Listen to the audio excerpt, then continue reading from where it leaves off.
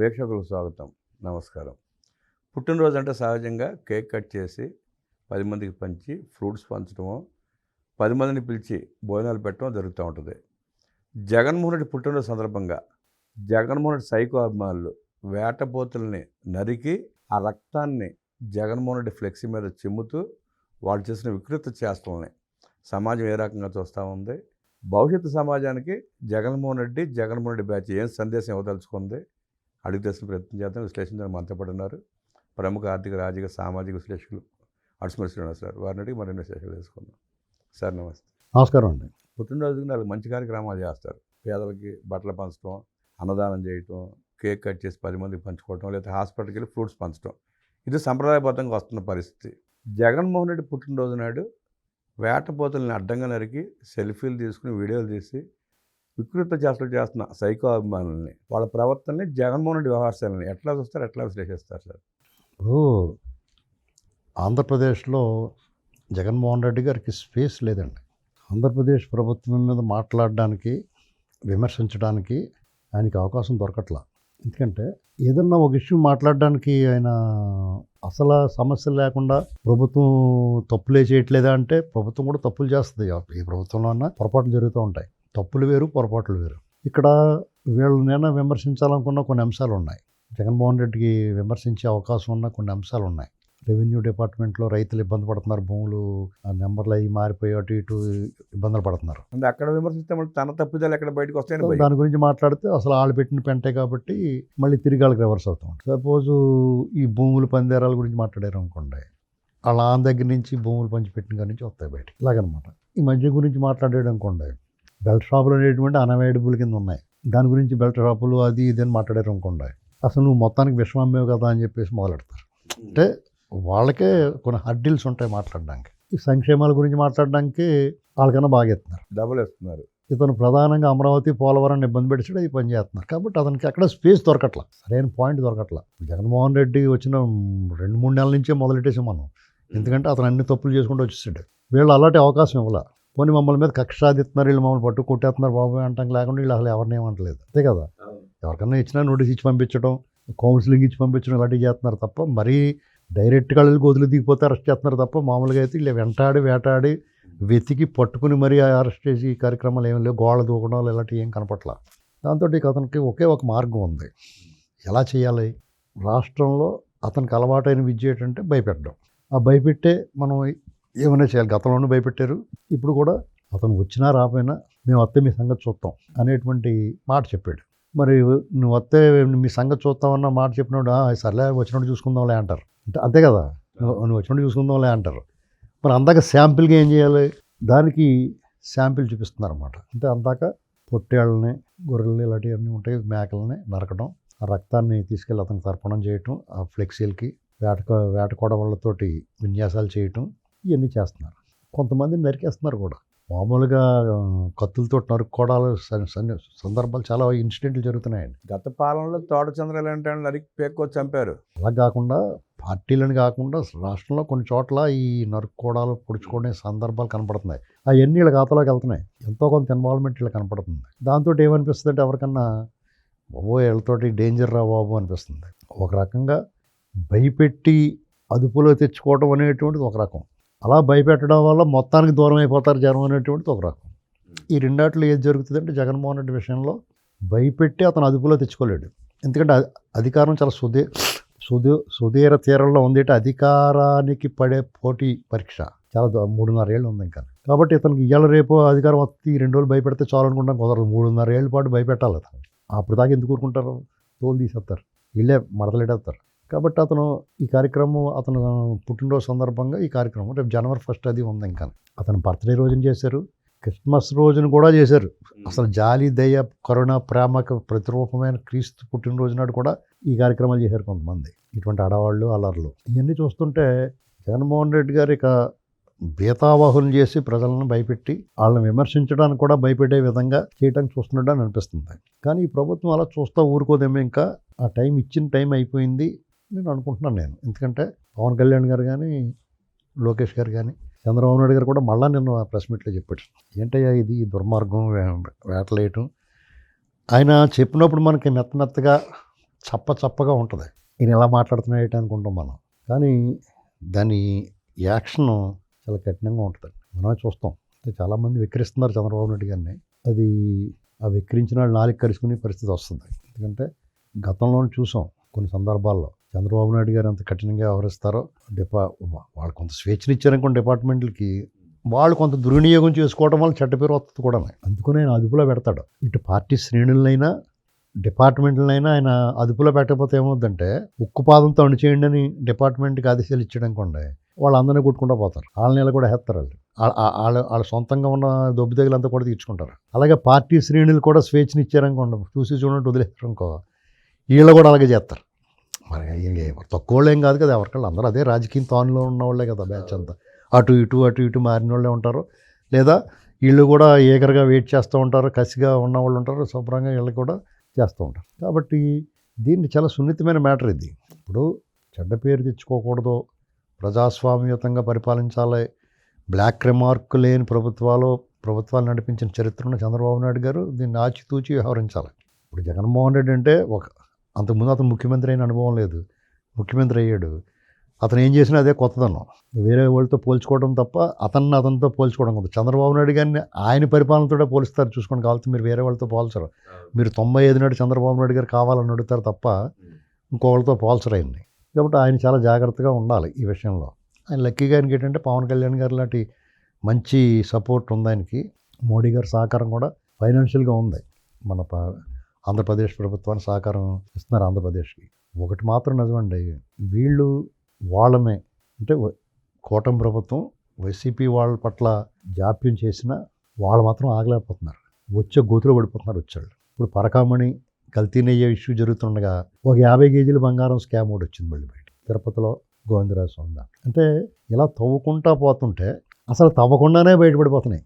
సాధారణంగా తవ్వకాల్లో వస్తాయి బయటకు ఏదన్నా ఉన్నాయి, వీళ్ళ విషయంలో తవ్వకాలు లేకుండా తవ్వకుండానే బయటకు వస్తున్నాయి నేను. కాబట్టి వాళ్ళ విషయంలో పెద్ద శ్రమ పడాల్సిన అవసరం ఉండదు వాళ్ళని పట్టి బంధించడానికి. అయితే వీళ్ళు ఏంటంటే వాళ్ళు ఆరితేరిన వాళ్ళు కాబట్టి నేరాలు చేయటంలో వాళ్ళ విషయంలో చాలా పక్కా ఆధారాలతోటే వాళ్ళని బుక్ చేయాలండి. లేదనుకో మట్టగిడసలో జారిపోతారు వాళ్ళు. మామూలు వల వేసారు వాళ్ళకి, ఆ వల కొరికేసి పారిపోతారు వాళ్ళు. నైలాను వల వేయాలి వాళ్ళకి. ఏండి జగన్మోహన్ రెడ్డికి మామూలు వల వేసారు ఏంటి అక్రమాస్తుల కేసులో, ఆ వల కొరికేసి తిరిగేస్తున్నాడు బయట అతను. నైలాన్ వల వేసారనుకో మధు కోడల లోపల ఉండిపోతుంది. ఇప్పుడు ఆ గంజాయికి అలవాటు పడిన వాళ్ళకి మాదకద్రవ్యాలకు అలవాటు పడిన వాళ్ళని దగ్గర చేర్చుకుని వాళ్ళని రెచ్చగొట్టి ఇట్లాంటి కార్యక్రమాలు చేపిస్తా, ఒకవేళ వాళ్ళు అరెస్ట్ అయ్యి కూటమి ప్రభుత్వం లోపలేస్తే చర్యలు తీసుకుంటే దాన్ని అడ్డం పెట్టుకుని అతను ఏమన్నా మళ్ళీ ఇమేజ్ పెంచుకునే ప్రయత్నం చేస్తాడంటారా? మీకు సమాజం అంగీకరించదండి. మీ సమాజం ఎప్పుడు అంగీకరిస్తుందంటే ప్రజలకు అన్యాయం జరిగినప్పుడు పోరాడిన వాడి పట్లే జనం మద్దతుగా నిలుస్తారు. ఈ అరాచకవాదులు హత్యాకాండ చేసిన వాళ్ళకి వెనకాల వెళ్తే ఇప్పటికప్పుడు ఆ హత్యాకాండ చేసినోడు అప్పటికప్పుడు అతని మానసిక స్థితి హై హ్యాండెడ్గా ఉండొచ్చు. మరుక్షణం నుంచి అతని పట్ల ప్రజలు చూసే విధానం మారుతుంది. అతను కూడా ఎప్పుడైతే 4 గోడల మధ్య ఖైదవుతాడో వాడిలో కూడా ఏం కోల్పోయినటువంటిది వాడికి అర్థం అవుద్ది. పైకి మేకపోతుగా మీరు నటిస్తాడు. ఎన్నాళ్ళలో లోపలికి వెళ్ళి వస్తున్నాను చూసి భయపడతారు అనుకుంటాడు. కాదండి, ఇప్పుడే మీరు స్వేచ్ఛాయుత వాతావరణంలో స్వేచ్ఛగా మీ ఊపిరి పీల్చుకోగలిగిన రోజుని మీ సంపూర్ణ ఆరోగ్యంగా ఉన్నట్టు మన శరీరానికి. ఇప్పుడు మనం ఎంత ఆడంబరంగా పటాటోపంగా ఉన్న ఆయాసం వస్తుంది అనుకో, ఊపిరి పీల్చుకోలేకపోతున్నాం, నిష్ప్రయోజనం ఇదంతా కూడా. అది అంతే. అతను ఎప్పుడైతే ఒక కేసు కట్టి కోర్టు మెట్లు ఎక్కి కోర్టు న్యాయస్థానం ముందు నిలబడ్డావో నీ స్వేచ్ఛలో మొదటి దారం తెగిపోయినట్టే. నువ్వు రిమాండ్కి వెళ్ళామంటే రెండో పోగు తెగిపోయినట్టే. విచారణ చేసిన తర్వాత శిక్ష పడిందంటే మొత్తం కట్ అయిపోయింది నీ స్వేచ్ఛ. నువ్వు ఒక ఖైదీగా నీ ప్రాథమిక హక్కులన్నీ కోల్పోతావు. జీవించే హక్కు మాత్రమే ఉంటుంది నీకు. స్వేచ్ఛ కోల్పోతుంది. నీ ఓటు హక్కులు, వాక్ స్వాతంత్రం, ఇలాంటివన్నీ నీ హక్కులన్నీ ఉపశమనించబడతాయి. ఇది తెలియక చాలామంది ఓవర్ యాక్షన్ చేస్తారో, వాళ్ళు ఓవర్ యాక్షన్ చేసిన తర్వాత శిక్ష పడిన తర్వాత వాడి స్టోరీ మనకు తెలియదు. వాడు ఏం చేస్తున్నాడో, వాడు ఏం మాట్లాడుతున్నాడో, ఎలా ఉంటున్నాడో అనేటువంటిది ప్రపంచానికి తెలియదు. 4 గోడల మధ్యకి వెళ్ళిపోతాడు కాబట్టి మన అందరం ఆడు ఎగురుడు గరగాటే గుర్తుంటుంది మనకి. సపోజు ఆయన ఉన్నాడు కదా బోరుగడ్డ అనిల్, అతను ఎలా మాట్లాడేవాడు అంతకుముందు జగన్మోహన్ రెడ్డి హయాంలో. తర్వాత ప్రభుత్వం మారిన తర్వాత అతను అరెస్ట్ అయ్యాడు. అతనే స్వయంగా చెప్పాడు, 2 కాళ్ళు ఎడదీసి కొట్టి శుభ్రంగా కుమ్మేశారు నన్ను, ఒక రాక్షసులాటలో వచ్చి ఎరగొట్టేస్తా ఉండేవారు నన్ను. అతను ఎంత హింస పెట్టారో చెప్పాడు అతను. అతను వాయిస్ స్వరంలో మార్పు గమనించారా మీరు? స్పష్టం కాదు వచ్చింది, మార్పు వచ్చింది. ఏ, అతను వాపోతా చెప్తున్నాడు, ఒక్కోసారి దుఃఖిస్తున్నాడు. ఏంటండి ఇది కూడా వద్దని వార్నింగ్ వచ్చిందనుకో, నువ్వు అలా కూడా మాట్లాడొద్దు అనేటువంటి వార్నింగ్ వచ్చిందని అది కూడా మాట్లాడుతూ మానేస్తాడు. అది కూడా బాగుంది. మానేస్తాడు, ఎందుకంటే మళ్ళీ తీసుకెళ్తారేమో అని భయం అవుతుంది. అంటే ఒక రకమైన ఆందోళనలోకి వెళ్ళిపోతాడు. అంటే దెబ్బ మనిషిని ఎలాంటి ఉన్నా సరే లొంగ తీస్తుంది. ఎందుకంటే ఎంత ఓపికగా భరిద్దాం అనుకున్నా కానీ మనుషులు ఎక్కడో చోట బ్రేక్ అయిపోతారు. అందులో ఆ వ్యవస్థ దెబ్బలు తట్టుకోవడం కూడా కష్టమే. అంటే దెబ్బలు అంటే వాళ్ళు ఎవరిని ఎలా లొంగదీయాలో అలా లొంగదీస్తారు. అంటే నువ్వు దెబ్బలో ఒళ్ళు ఇచ్చేసి కొట్టుకుంటా అన్ని వాళ్ళు కూడా ఉంటారు. ఎంత కొట్టినా కానీ వాళ్ళకి కొట్టుకుంటే ఎంతసేపు కొట్టుకుంటా అనుకుంటారు. వాళ్ళకి వేరే విధంగా బ్రేక్ చేసే విధంగా ఉంటుంది అలసట ఎవరు. అంటే మానసిక స్థైర్యాన్ని దెబ్బతీసేస్తారు అంతే. మనిషి కుదిరైపోతాడు. చూస్తే భయం వచ్చేలా ఉంటుంది. చూస్తాను కాదు అసలు అది గుర్తు తెచ్చుకుంటే శివరంగా వచ్చేస్తుంది వాళ్ళకి. అంటే మనిషిని బ్రేక్ చేస్తారు. మీకు ఎంతో శిక్షణ పొందిన గూఢచారులు, రా ఏజెంట్లు ఇలాంటి వాళ్ళు తట్టుకుంటారు కొంతవరకు. అంటే అవి కూడా స్టేజ్లు ఉంటాయి. ఆ స్టేజ్లు 4 కోసినా కానీ తట్టుకునే వాళ్ళు ఉంటారు. ఆ స్టేజ్లు దాటిపోయిన తర్వాత ఎక్కడో ఉంటుంది బ్రేకింగ్ పాయింట్. ఆ బ్రేకింగ్ పాయింట్ బ్రేక్ చేసేస్తే ఇంకా అవుట్. అలాగే వీళ్ళదంతా 2-3 పాయింట్ల దగ్గర బ్రేక్ అయిపోతారు. అంతేనండి. అంత వీళ్ళు కరుడు కట్టిన తీవ్రవాదులు ఏం కాదు. అదే గంజాయి మాత్రం ఇంకో మాత్రం అట్లా మార్చేస్తా ఉన్నారు. ఆ పిల్లలు ఏంటంటే వాళ్ళు అనారోగ్యం పాలైపోతారు. డెఫినెట్గా వాళ్ళు హాని చేస్తారు సమాజానికి. అలాంటి వాళ్ళు తయారు చేస్తున్నాడు అతను. దాన్ని బ్రేక్ చేయాలి వీళ్ళు. ఆ కనెక్షన్ కట్ చేయాలి. ఆ కనెక్షన్ కట్ చేయాలంటే తల్లిదండ్రులు కౌన్సిలింగ్ అవసరం. ఇప్పుడు ఆ పిల్లలు ఎలా తిరుగుతున్నారు అనేటువంటిది, ఎందుకంటే రేపొద్దున్న బాధపడేది ఎవరో బాధపడండి సమాజంలో. నువ్వు భలేగా డ్యాన్స్ చేస్తున్నావు, భలేగా దెబ్బలాడుతున్నావు, నువ్వు సూపర్ రౌడీ అన్నవాళ్ళు ఎవడో కూడా రారు. వాడు చివరి వరకు వాడు తోడుండేది వాళ్ళు తోడబుట్టిన వాళ్ళు తల్లిదండ్రులే. మంచి వచ్చినా చెడు వచ్చినా బాధపడినా వాళ్ళే బాధపడతారు. అది స్పష్టంగా కనిపించింది కదా. కృష్ణారెడ్డి అని జగన్మోహన్ రెడ్డి అభిమాని, వైఎస్ఆర్ కాంగ్రెస్ పార్టీ కార్యకర్త చావు బతుకుల హాస్పిటల్ ఉంటే పట్టించుకున్న పాపాను పోలా. ఎవరికి అవసరం అండి రాజకీయాల్లో? ఇప్పుడు ఇది ఎవరో కూడా నువ్వు వచ్చి దెబ్బలాడని చెప్పరు కదా వాళ్ళు. చాలామందికి తనంతట తానే ముందుకు వస్తారు. వాళ్ళ అభిమానం చూపెట్టుకుని సినిమా హీరోలకైనా రాజకీయ నాయకులకైనా ఎవరికైనా అభిమానాన్ని చూపెట్టుకుంటే వాళ్ళంతా ముందుకు వస్తారు. వాళ్ళు వచ్చి వాళ్ళ తరపున వాళ్ళ మీద ఏకవాళ్ళు లేకుండా మాట్లాడుతూ ఉంటారు. ఒక్క తెలుగుదేశం పార్టీ కదలిరా, తెలుగుదేశం పిలుస్తుందని చెప్పింది కదా, అందుకునే వాళ్ళు కార్యకర్త కష్టం వస్తే కూడా ఉంటారు. ఇప్పుడు జగన్మోహన్ రెడ్డి అని చెప్పి పిలవలేదు. నీ దోల నువ్వు వచ్చావు అన్నట్టు వదిలేస్తాడు. నీ దోలకి వచ్చావు, నువ్వు నీ దోలకి మాట్లాడు, నోరు జారు తన్నులు తిన్నావు, నానేటి చేసేది అంటాడు. అసలు వాళ్ళ పిలుపు కూడా ఎట్లా ఉంటుందంటే, మీరు గంజాయి అమ్ముకోవాలా మా పార్టీలో చేరండి, మాల్కు ద్రవ్యాలు అమ్ముకోవాలా మా పార్టీలో చేరండి, మర్డర్లు చేయాలా మా పార్టీలో చేరండి. ఇదే వ్యవసాయాలు. టీడీపీ అలా కాదు కదా. రామారావు గారు ఉన్నప్పటి నుంచి తెలుగుదేశం పిలుస్తుంది కదలరా అంటారు. క్రమశిక్షణ. వాళ్ళు పిలిచారు, వీళ్ళు వచ్చారు, వాళ్ళకైనా కష్టం వస్తే వాళ్ళు ఆదుకుంటారు. అప్పుడు చాలామంది తెలుగుదేశం పార్టీలో కార్యకర్తగా ఉన్న వాళ్ళకి ఇన్సూరెన్స్ దగ్గర నుంచి వాళ్ళు యోగక్షేమాలు చూస్తారు. అంటే ప్రతి ఇంటికి బొట్టెట్టి చూడలేకపోవచ్చేమో, కానీ వాళ్ళ దృష్టికి వెళ్ళి సరైన ప్రాపర్ వేలో ఆ నాయకులు బాధ్యత తీసుకుని ఎవరికైనా కష్టం వచ్చినా నష్టపోయినా ఆ పార్టీ అధిష్టానం దగ్గర తీసుకెళ్ళగలిగితే కనుక ఆ పార్టీ నాయకత్వం ఖచ్చితంగా ఆదుకుంటుందండి. లేదా పార్టీలోని సహచరులు, పార్టీ సహచర అభిమానులు కూడా సాయం చేస్తారు. ఇది ఈ పార్టీకి ఉన్న కల్చర్. అది మిగతా పార్టీలో ఉండదు. ఇక్కడ జగన్మోహన్ రెడ్డి అతను అభిమానించి అతని సానుభూతి పట్ల ఆలోచించాల్సింది ఏంటంటే, తనకు మాలిన ధర్మాన్ని పాటించకూడదు. నువ్వు అభిమానం చూపించు, జగన్మోహన్ రెడ్డి జై కొట్టు, జగన్మోహన్ రెడ్డిని కీర్తిస్తూ పాటలు పాడు, జగన్మోహన్ రెడ్డి ఎన్నికల్లో ప్రచారం చేయి, కానీ యాంటీ సోషల్ ఎలిమెంట్గా మారకూడదు. సంఘానికి వ్యతిరేకంగా నువ్వు వ్యవహరించకూడదు. నీ తల్లిదండ్రులకి, నీ సోదరులకి, నీ కుటుంబానికి ఇబ్బంది కలగకుండా వ్యవహరించాలి ఎవడైనా సరే, ఏ పార్టీ వాడైనా సరే.